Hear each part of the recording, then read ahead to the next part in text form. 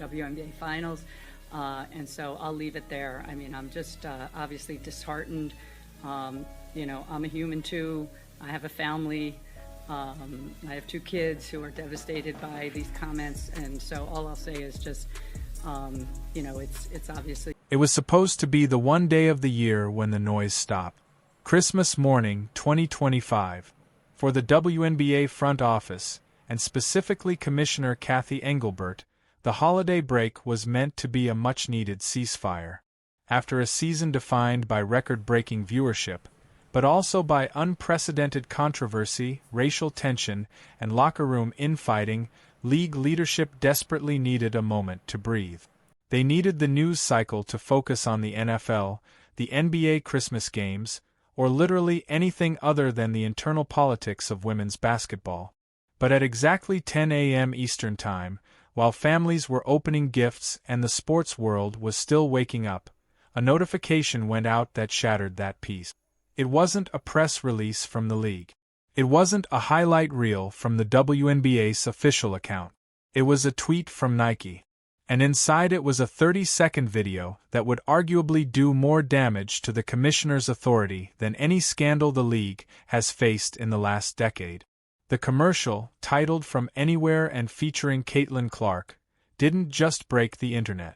It reportedly sent WNBA headquarters into a state of absolute panic-induced rage. To understand why a simple sneaker commercial could trigger such a visceral reaction at the highest levels of the league, you have to look beyond basketball. You have to look at the power dynamics that have been shifting beneath our feet for the last 2 years. For decades, the WNBA has operated under a very specific philosophy: the collective. The brand is the shield. The league promotes the 144, the idea that every player is equal, every story matters, and no single athlete is bigger than the organization. It's a socialist approach to sports marketing, one Commissioner Engelbert has championed as protection against volatility. But when that commercial aired on Christmas morning, featuring high-budget cinematography, A-list celebrity cameos from Travis Scott and the Kelsey brothers, and a swagger that felt more like a movie trailer than a sports ad, it took a sledgehammer to that philosophy. It declared, loudly and visibly, that there is number 144. There is Caitlin Clark, and then there is everyone else. And for a commissioner who has staked her reputation on managing the league's ecosystem, watching one player elevated to mythological status without the league's permission or control was a direct threat to her power. The details of the commercial itself are what reportedly kept phone lines burning between league executives all Christmas Day. This wasn't a montage of WNBA game footage. In fact, if you look closely, the WNBA logo is barely visible, if it's there at all. The ad focuses entirely on Clark's personal brand. It shows her in a snowy driveway, surrounded by the cultural icons of the moment, sinking shots from impossible distances. The message is clear. "Can you make it from here?" the world asked. "From anywhere," she answers. It positions her not as a basketball player, but as a cultural phenomenon that transcends the sport itself. Insiders suggest Engelbert viewed this as a rogue operation. Typically, the league works in tandem with partners like Nike to ensure marketing materials uplift the WNBA brand. But this was Nike flexing its muscles, telling the league they don't need the WNBA to sell shoes. They just need Caitlin. That's a terrifying realization for any commissioner, that your biggest star has outgrown the league she plays in, and the corporate sponsors know it. But the timing of this release adds a layer of malice we can't ignore. To fully understand the rage inside the front office, we have to talk about the unrivaled league. Just weeks before the Nike ad dropped, the basketball world was fixated on the launch of the new 3-on-3 league, founded by Breanna Stewart and Nafisa Collier. This was supposed to be the WNBA's answer to the off-season problem, an equity-based league built by players, for players, designed to keep talent in the United States and generate revenue for the veterans who have carried the torch for years. The commissioner had publicly supported this initiative, viewing it as a vital pillar of the WNBA's long-term growth strategy. They threw everything they had at Caitlin Clark to get her to join. Reports later leaked that she was offered over $1 million for just a few weeks of work, a historic sum that far exceeded her WNBA salary. It was a Lionel Messi-type offer. And what did Clark do? She said no. She declined the money. She declined the exposure. She chose to rest, to play golf, and to step away from the spotlight. Or at least, that's what they thought. The release of the From Anywhere commercial on Christmas Day, right as the unrivaled league was trying to build momentum for its January tip-off, felt like a strategic ambush. When Clark turned down the unrivaled offer, the narrative pushed by the WNBA's old guard was that she was missing out. They insinuated she was hurting the growth of the game by refusing to participate. But that commercial flipped the script instantly. The view counts tell the story. Within 24 hours, Clark's 30-second ad generated 6 times more views than the entire unrivaled roster reveal and launch campaign combined. It was a public humiliation for the establishment. It proved that Clark didn't need the unrivaled league to remain relevant. The unrivaled league needed her. For Commissioner Engelbert, watching her off-season strategy get buried by a shoe commercial was a disaster. It reinforced the most dangerous idea of all, that fans aren't loyal to women's basketball as a concept, they're loyal to the Caitlin Clark show. That realization makes the commissioner's job infinitely harder because it strips her of leverage. How do you discipline or manage a player who holds the keys to the entire kingdom? Which brings us to the financial embarrassment this commercial exposed. One of the primary jobs of a commissioner is to make the league look professional, wealthy, and aspirational. Cathy Engelbert comes from a business background. She ran Deloitte. She understands numbers. And the numbers here are humiliating. When you see Caitlin Clark starring in a commercial that looks like it cost $5 million to produce, wearing custom gear, rubbing shoulders with multi-millionaire rappers and NFL stars, it creates a jarring contrast with the reality of the WNBA. The production value of that 30-second clip was higher than the production value of most WNBA broadcasts.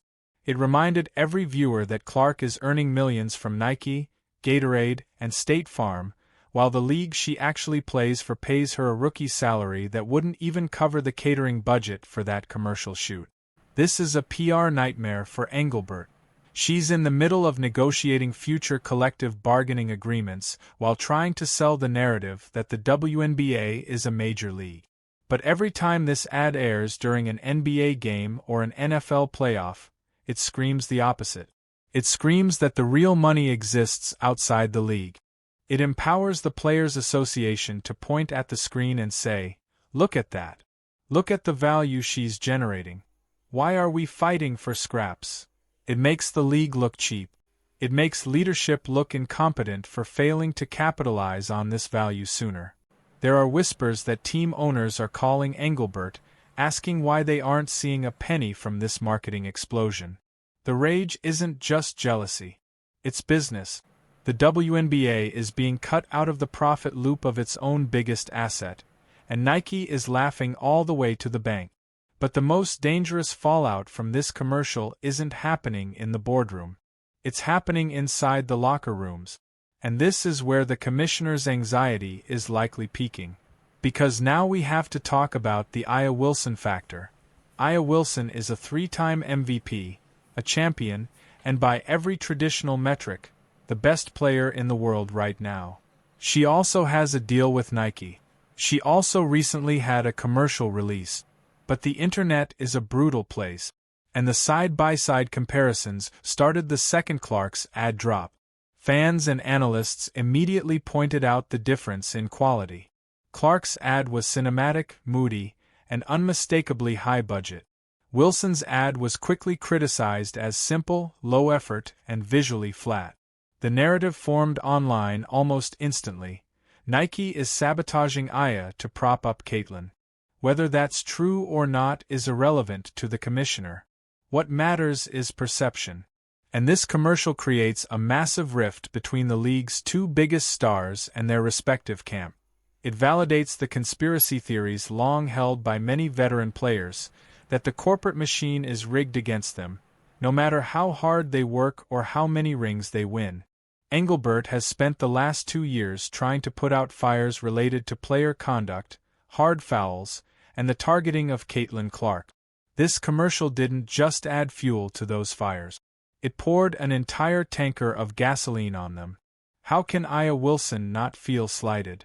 How can the other veterans not feel disrespected when they see a rookie getting the Michael Jordan treatment while they're handed the generic package? This breeds resentment. It breeds anger. And that anger shows up on the court. The commissioner knows that if the 2026 season turns into a revenge tour, where veterans are headhunting Clark because they feel disrespected by Nike, the product suffers. Basketball turns into a drama series. It risks injuries. It risks scandals. And ultimately, it all lands back on the commissioner's desk. We also have to talk about the cameo power play in this commercial, because it was a direct shot at the WNBA's history. For nearly every major WNBA marketing campaign over the past decade, the strategy has been to honor the past. You bring in Cheryl Swoops. You bring in Lisa Leslie. You bring in Sue Bird. You show the lineage.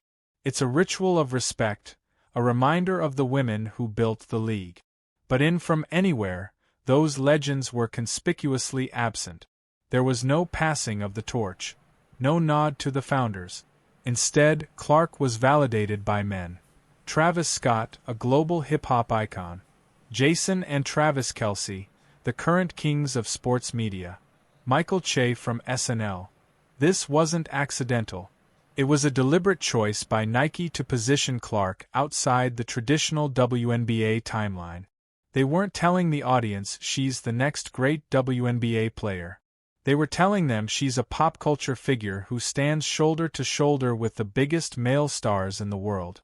For the gatekeepers of women's basketball, the Cheryl Swoops of the world who have been openly critical of Clark's fan base, this is the ultimate insult. It says, we don't need your validation. We have Travis Scott's. It completely bypasses the league's hierarchy.